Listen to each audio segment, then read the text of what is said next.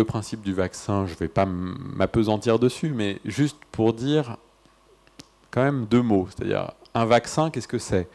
On injecte une molécule, l'organisme fabrique des anticorps contre cette molécule, et ensuite on est, entre guillemets, protégé contre elle.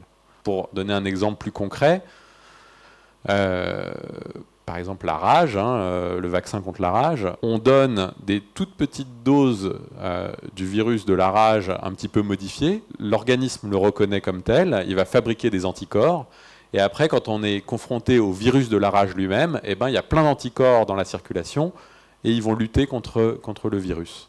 D'accord? Ils vont l'éliminer. Mais ça, si vous voulez, ça présuppose qu'on n'ait pas déjà la maladie. Ça, en fait, tous les infectiologues, tous les médecins qui traitent les maladies infectieuses le savent bien, on ne vaccine qu'en préventif. C'est-à-dire qu'il faut vacciner avant d'avoir développé la maladie infectieuse donnée.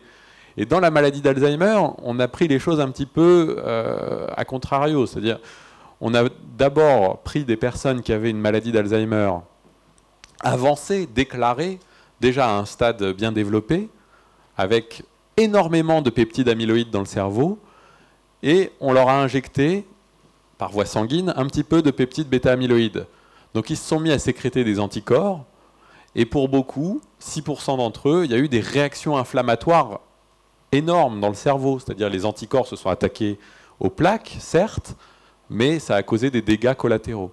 Et donc c'est pour ça que les premières études ont été arrêtées. C'est une des raisons pour laquelle les études avec les vaccins n'ont pas abouti, c'est parce qu'elles ont été réalisées probablement bien trop tard. Alors comment est-ce qu'on peut essayer de lutter contre une maladie? Si on connaît la cause, on peut essayer de traiter la cause. Si on ne connaît pas la cause, on peut connaître la cascade biologique qui en découle, et à ce moment-là, dans la maladie d'Alzheimer, on sait qu'il y a l'accumulation de peptides bêta-amyloïdes, l'accumulation de taux hyperphosphorylés anormal. Donc on peut essayer de stopper ces processus-là avec par exemple des immunothérapies anti-A-bêta, et il y a également des essais anti-tau actuellement à l'étude. Et puis, en aval de cela encore, on peut essayer d'agir sur les symptômes, et donc là c'est déjà ce qu'on fait, c'est un petit peu reverser du sable dans le sablier qui continue de couler.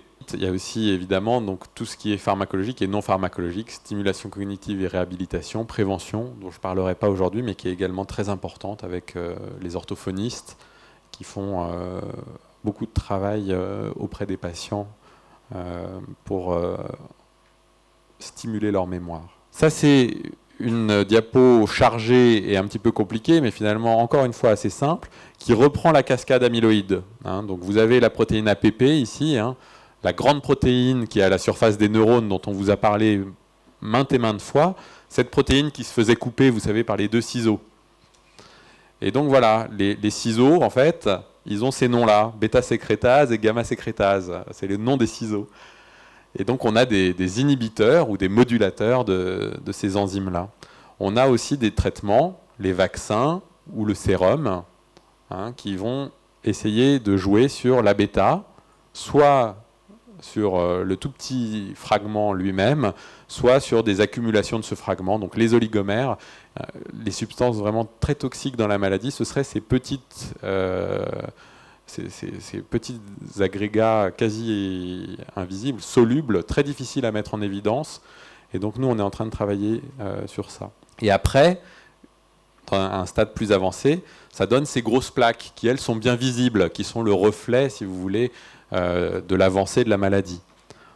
Et encore après, ça agit sur la protéine tau, la dégénérescence neuronale. Et à chacun, cette diapo, c'est pour vous montrer qu'à chaque étape de cette cascade, depuis la production du peptide amyloïde jusqu'aux symptômes qui vont atteindre les neurones, on a des traitements qui sont en développement.